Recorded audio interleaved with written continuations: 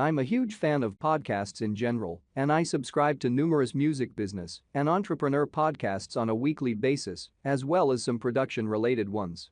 I don't know if any of you have experienced this, but being a mix engineer myself, I can't help but notice when the quality of some podcasts is really lacking. It's almost like looking at a blurry picture that I just can't fully enjoy. I've gone as far as researching the podcasters and watching videos to see what microphone they're using, and most of the time, they're using really good microphones. There are many products available to choose the best audio interfaces for podcasting for you, each with different characteristics. To help you make informed and perfect decisions, I did extensive research, read tons of reviews, and compiled a list of the best audio interfaces for podcasting for you from reputable brands. After much research, I found these very helpful for people like you. If you want to know about the price and other information, be sure to check my description. So without any further delay, let's jump into the video. Number 1. IRig Multimedia IRig Pro Duo. I have been a fan of IRig Multimedia for a long time and own many of their products. I started using their Amplitude software over 10 years ago, and it has been my go-to ever since. I even got the stealth pedal controller and the pedal board at one point. They just make great stuff. One thing I have always noticed about them is their incredible attention to sonic detail. Whether it's their software, interfaces, or the IRig Pro Duo, they never disappoint. I love that the IRig Pro Duo is tiny and a perfect companion for remote interviews for my podcast or even rehearsing first at home. This way, I can record professionally in my studio or wherever I normally do my podcasting. Don't let the size fool you though, the Duo in its name refers to its two mic preamps, making it perfect for stereo microphones. It also has Class A circuitry, which is essential for capturing podcasts properly these days. Why? Class A is the highest grade circuitry that ensures the cleanest possible signal from your microphone preamps to your DAW or recording device. Class A is key in reducing RF interference and capturing the full frequency response of your microphone while minimizing floor noise and potential hum. When I'm a guest on podcasts and not in my studio or in a remote situation, I trust the IRig Pro Duo as the perfect small companion. The only design choice I would have changed is the placement of the headphone volume knob. It is tiny, almost reminiscent of a Sony Walkman, and unfortunately, you have to bend over the machine or stretch out your arm to reach it. This can be a little awkward, especially when doing podcasts with video. I wish they had put the headphone dial on the front where the gain knobs are. Number 2. Universal Audio Volt 276. For those of you who have read my other articles, you know that I'm a big fan of Universal Audio. These guys have the pedigree of creating some of the greatest hardware in recording history, such as the 1176 compressor. First of all, owning the Volt 276 is like having a vintage piece of hardware. They added an analog circuit that matches the vibe of the classic UA610 tube preamp. This tube preamp is one of the most sought-after recording preamps, rivaling the Neve 1073. What's even better for podcasters is that depending on the microphone you use, you can choose to activate the vintage preamp mode or get a cleaner signal. Unlike many other interfaces that max out at 48K or 96K, the UID Volt 276 includes 192K conversion, providing audiophile level hi-fi quality. Remember when I talked about the importance of converters earlier in this article? Well, this is exactly what I meant. This interface is like a Rolls-Royce, but at the price of a Kia. I own this interface and have used it multiple times for YouTube videos and podcasts. I almost always engage the vintage preamp mode, especially when using a clean mic like the Shure SM7B, which I love.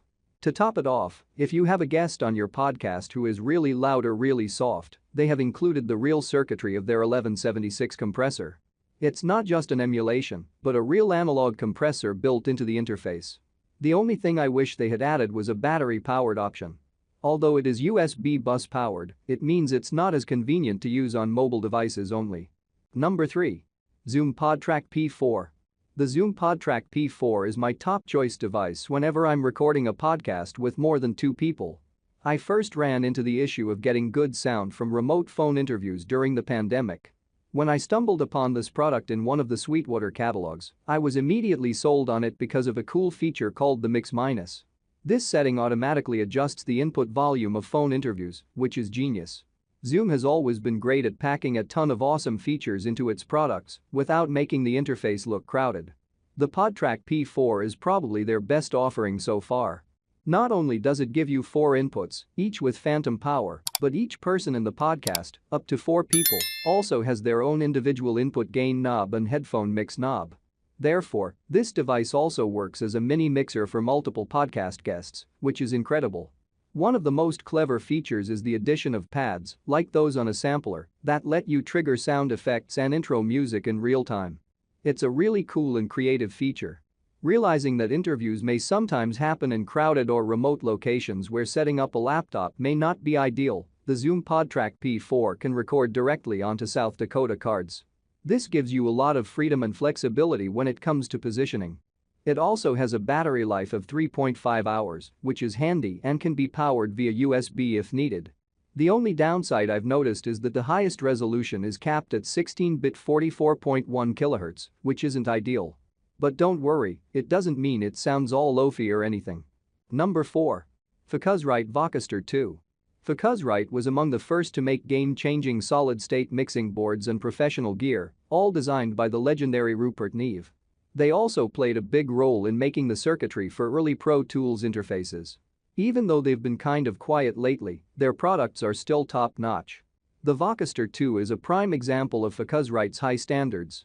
It's got a modern layout with a big knob in the middle for the host and separate knobs on the sides for the host and guests to control their headphones. I recently got to try out this interface when I hung out with one of my Ableton podcast buddies to talk about using Ableton for film music production. What really got me was how much clean gain it had, with over 70 decibels, some of the cleanest sound I've ever heard from a portable audio interface. As the name suggests, this interface is best for a setup with a host and a guest, not so much for multiple guests like the Zoom PodTrak. But sometimes having a more focused interface can actually give you better quality because they make sure to pack in all the best features into a compact package. During the Ableton podcast, I really liked that I could plug in audio from the camera using the TRS inputs. The stereo loopback feature was also super handy for getting audio straight from the computer without any audible delays. Although, I was kind of bummed when I found out that this interface only supports 48K resolution. With only a few preamps, I was hoping for at least 96K to have more recording options in my DAW, but no such luck. Number 5. Audient Evo 4.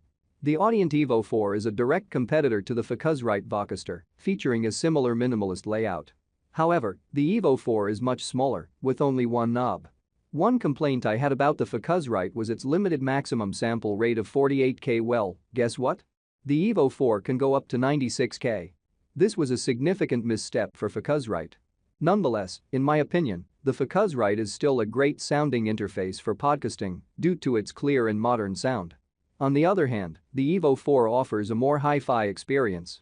Audient clearly aimed for high-quality sound by adding a JFET instrument input. While this may not be crucial for podcasting, it proves especially useful when a guest wants to demonstrate a guitar or other instruments. This type of input excels at accurately translating guitars and synths. I plugged my Mini Moog into the JFET Hi-Z input and found it to be very transparent and clean, which is exactly what you want. Another impressive feature of this interface is its low latency, which is especially important when using its own Evo app. Considering its small size and minimal design, I don't feel like any corners were cut in its development. In fact, sound-wise, it might be one of my favorites after the UA Volt. They did implement a function called Smart Gain, which automatically adjusts the recording level for optimal quality. However, I found that it didn't work as well as advertised. The problem with it is that it is input sensitive and has a listening mode. If you happen to speak too loudly or softly while setting it up, it can dial in the wrong gain settings. I make helpful videos daily, so do subscribe to my YouTube channel. Stay updated with our cool products as it will make your life much easier. If you want to know the details of a particular product, please comment. Thanks for staying with Creation Tech.